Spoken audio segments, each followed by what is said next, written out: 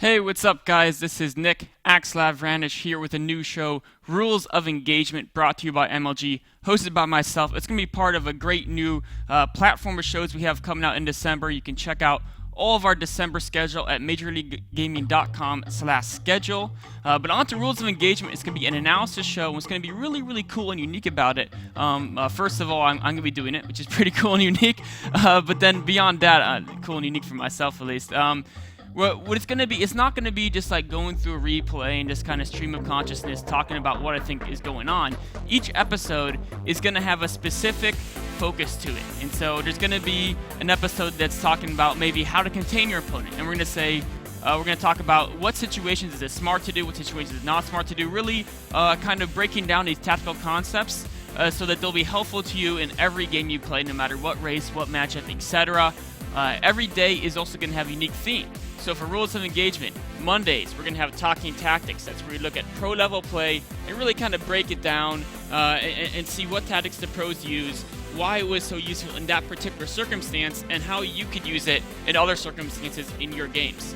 Tuesday, we have Developing Fundamentals. This show is going to be way more catered to the beginner audience. It's going to start for really focused at people who've played maybe the single player, they know what the units do, but they haven't really played much multiplayer, and they jump into that ladder game, and all of a sudden they have a Nexus and 6 probes, or a hatchery and 6 drones, and they have no idea how to start playing the game from that point. So it'll start at the very, very basics, and it'll build up and up and up throughout the month until we can kind of get a nice little platform for all those beginner players. Wednesday, we've got Mechanics of the Bizarre. This is going to be where we really look at some crazy, some cool, some fun, some unique builds, but it's going to be a little bit different from your standard let's see some crazy shit type games, because we're only going to look at the crazy stuff coming from the pros. And so I'm going to say, why did the pro do this build? Why is it not used commonly? In this circumstance, was it a good choice? Did it work? And maybe could it work more commonly in the future if he practices it more, or if the metagame changes just a little bit? Thursday, we have Community Critique. This is going to be similar to Talking Tactics, where we really just look at tactics used in games, except instead of pro games, we're going to look at community games. Those, you can send them your replays at majorleaguegaming.com/replays. We'll check them out. We might put your replays up there, but be warned, we might point out some of those mistakes that you don't want to know about. So all these shows will start at 5 p.m. Eastern Time. Today, we're going to start with Monday, Talking Tactics. Let's give you a quick breakdown of what we're going to be doing today on this show. We're going to start off with a PvZ build. It's going to be about timing attacks, and we're going to look at how to react to a timing, Su versus Rain on Ohana. Then we're going to go up to setting up a contain in a Terra Mirror, Fantasy vs. Major on Daybreak. Our next tactical idea I want to talk about is game deciding engagements, how to handle them, etc. so forth. Rain vs. Naniwa on Ohana. Then at the end, we're going to do a Q&A. So throughout this entire episode, any questions you have, shoot them over to me at ISAxLab. The last few minutes of the show, we're going to look and see some of those and answer them.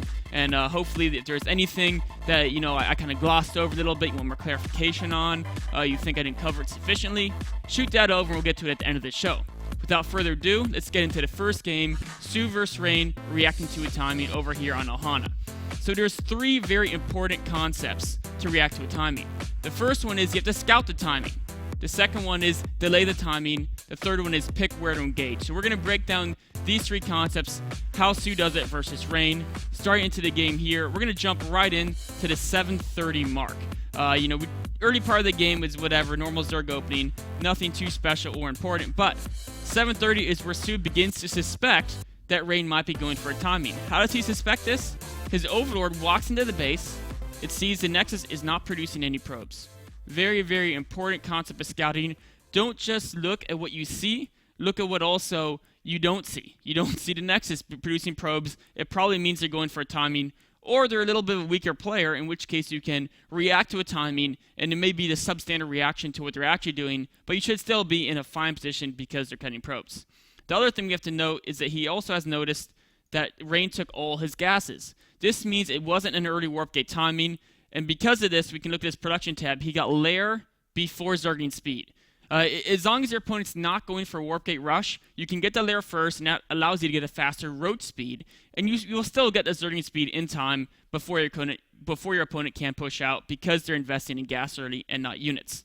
So this is where he scouts the timing, or begins to suspect the timing happens. Now, He needs to confirm it for sure. We're just going to fast forward the replay up just a little bit to where he finally confirms it. As soon as the layer finishes, he makes an overseer. Overseer jumps in here. Boom. Changeling sees. Actually, I went up a little bit too fast for you guys. Sorry, let's check this out again in a little bit slower speed. So overseer is going to come in here. Drops the changing. Changing runs in. Here we go. He scouted timing. He knows immortal sentry timing, okay? That's step one. He scouted timing. Now he wants to delay the timing because this whole build is designed to hit a specific point. If you can push that point back, it'll favor you more than your opponent. So delaying the timing, what is his step? We can see here. He's getting roaches and zerglings, and he already has some roaches on the way. And this is very, very important. The reason he has these roaches out here already, you could say he just got it for sure now, but back at 7:30, he strongly suspected it was a Tech 2 based timing, so he wanted to get units out at this specific moment in time to delay the timing.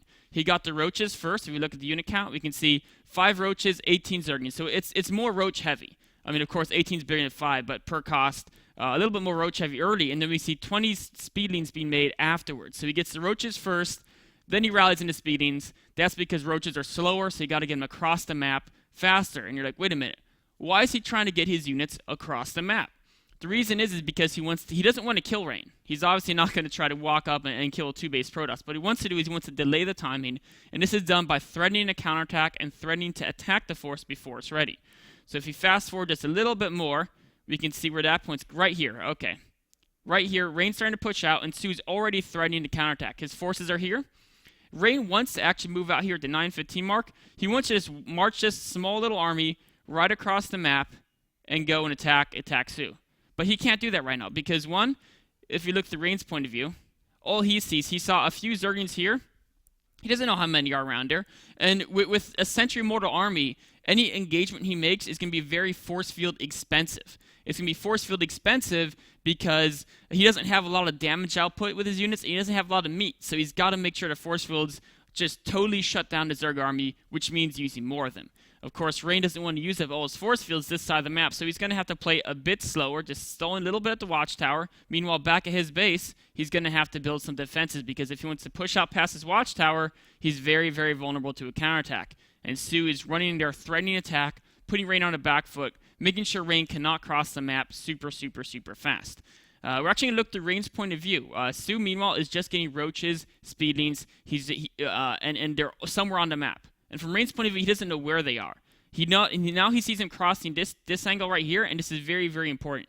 The fact that if you look at the all view, he's got these units outside, this delays the timing even more. Because Rain, with this type of army, he can't just come in and attack here because he's going to be flanked from the back as well. He knows there's armies behind him. Trying to head in here with this amount of defense plus a flank would be very, very, very deadly. He's got to wait for some more stalkers or zealots so that he can force field one side while he fights the other side of the army straight on. So he's got to wait for a few more warpins. There's the warpin rounds coming there. Probably a few more will happen in just a second. And he's got to wait for a little more units, and then he also has to decide where he wants to engage. Step 1, he scouted timing. Step 2, Su delayed the timing. It's 10:20. Rain would have liked to hit more about a 9:40, 9:50 timing. 10:20 is a little bit slow for him. Then step 3, now Su's got to choose where to engage. There's a pretty important concept, and that's if your opponent decides when they're going to attack, then you should be able to decide where the battle takes place. Rain says, I want to attack now. It's a 2-base timing. But Su says, you know what? If you attack now, you're going to have to fight where I want to fight because you're the one who has to cross the map. So he built the spine cores here. This makes Rain not want to attack from this angle, especially with the angle over here is fairly wide, right? So there's a lot of area behind a Protoss army if it came into here. It would have spines in front, army behind. So instead, Rain's forced to come in this direction. In this direction, you know, there's not the spines there, but it's still fine for Su. He's totally happy taking the fight here. And we can see he's going to keep threatening, trying to delay as long as possible. Because meanwhile, from Su's viewpoint, excuse me, we're going to switch over here to Su's viewpoint. He knows exactly what's happening, right? He's got Zerglings on the map. There's no rally coming in. He knows he can't counter because he's assuming that Rain's already built the cannons back here. And the thing is if he did go for that counter, and maybe your opponent didn't build a cannon, and maybe you could bust them, right? Or move past the first cannon. But if they did build extra cannons, you walk there, you can't break them. Then all of a sudden Rain knows that that Zerg force is all the way down at the bottom location of the map, and Rain can engage without having to worry about the flank for at least a good 10-15 seconds. So he wants to keep those armies in the dark, where Rain doesn't know where they're going to be. Rain is now building up a few more units, so he's confident he can engage and handle a flank. And then right here, this is another really cool concept. So at this point, we can see that Su actually tries for an engagement, and his flanking army is a little bit late, right? So you're like, why is he going before that point? Well, we can actually illustrate this probably best. Let's actually move to the touchscreen and point out a few things here about the positioning and how important this positioning is with this setup. So we have this setup over here. Actually, let me bring the little pen software up there. Okay. The setup's here, and if, let's say you're saying he should not have engaged here, he should have backed up, waited for his reinforcement army over there to get just a little bit closer so he can hit at the same time. But he doesn't exactly want to do that, because if he lets his opponent get in close, what he can do is he can be force fielded right here, right? If these force fields come down, that means that a lot of his units are going to be stuck back on the top. So we would have a lot of Zerg stuck back up over here, and then we'd have a lot of Zerg stuck back over here, right? And the other problem with that is that the Zerg that's stuck back there can't attack very well. Instead, what we have, if Su wants to force field the ramp, he's got to force field the bottom of the ramp down here. We can see he's able to go one force field in there from this single sentry here, but they can't really reach. He can't reach more than one sentry. The range is a little bit too far to really get those forces on top of the ramp. And if the Zerg units are, instead of being, as we saw up there, if instead they're actually, let's switch to a different color so you can see where he wants to have them. If instead they're right here, all of a sudden this fire arc can attack an angle down here, which kind of supports this whole choke point, right? This is the area where he wants to defend. He wants to make sure his units can always attack that angle. So that's why he had to engage just a little bit earlier, and we can see it's actually worked out pretty well. There's a couple options Rain has here now. Rain can either force field off the entire army and just trap it, but then he doesn't actually know where that flanking army is. If he force fields off the majority of the Zerg forces, he can get stuck in a pretty bad angle. Instead, actually, let's get back to replay and see what he chooses to do. So we can see what Rain actually chooses to do here is he puts a few force fields out, but he doesn't commit to chopping off the whole army, right? He just threw a few down here. And what this means is that Su makes a split-second decision not to flank with his backing up force because he didn't get too many units stuck here. If there was a large army that was stuck on this side of the force field, of course he would have to hit with this army that was already in motion, ready to flank, right? But because the force fields didn't cut off quite that many, Rain didn't put them a little bit further back and get the full sweep, then he decides not to flank. Of course, if Rain did get the full sweep of force fields, he would be vulnerable to reinforcements from here. It'd be another 2 force fields on the ramp, and then he'd also have to do some more force fields down there. He used a ton of force fields, and Su could probably back away with a good chunk of his forces. So Su's going to back away and wait for more time. Every second that passes, Su's reinforcements are very, very, very significant. +1 weapons is actually going to finish. I mean, Su's almost max now, and it's 1109, and he's been losing units, right? He lost a bunch of Zergings early on, trying to delay the timing down there, and then of course he just lost a few more units over here. So now he's letting Rain get a little bit closer, and I mentioned this is probably not the best decision to let your opponent get in earlier. But here, he doesn't have as much choice because these force fields are already laid out there, and that really prevents him from zoning his opponent. So he said he's going to let him get a little bit closer, but that's okay because now he can attack some guys from the high ground. Rain is afraid of the high ground, knows he does not have enough force fields to deal with it, has to back down a bit, and it's just a massive, massive surround from every single angle. Spine Corps even come in there a little bit too far back, but with this type of play, Rain is totally shut down. I mean, it looks like Rain can maybe hold this off, but he's running lower in force fields. His sentries are being picked off. And if we just fast forward through the battle here, he gets cleaned up without too much of a problem with the next reinforcement wave. Right there's a few more zealots. And one last thing I want to point out here, Rain makes a desperation play to try to force field the main. And look at how quickly Su reacts by putting Spine Corps back here. These Spine Corps will get up. Rain can't send units back there to kill them because he's got to hold this ramp here, and he's got to worry about rally units. If his army's here, the rally units will instantly fight him from multiple angles. He's got to keep it back here. So Su quickly realizes he made it to a Spine Corps, starts building them. It turns out he doesn't actually really need them. I mean, he's got plenty of roaches that are rally out here and deal with this army without a problem. And then from here, he's got so much map control, so much position. he's pretty much guaranteed to win. Not really much Rain can do from here. Down 70 food with 2 bases versus 3 Zerg. And so this has been an example of the 3 steps to really deal with the timing. And the cool thing about this is that it applies to any type of timing. If you're a Zerg playing against a 2-Rex in Terran, you scout the 2-Rex, then you delay the 2-Rex. How would you do this? Maybe you make sure a bunker can't get up without Marine support, so you send 3 drones down to early to pick at that bunker. First Marine comes, you send 6 drones. You delay that actual bunker rush until they have 3 Marines out.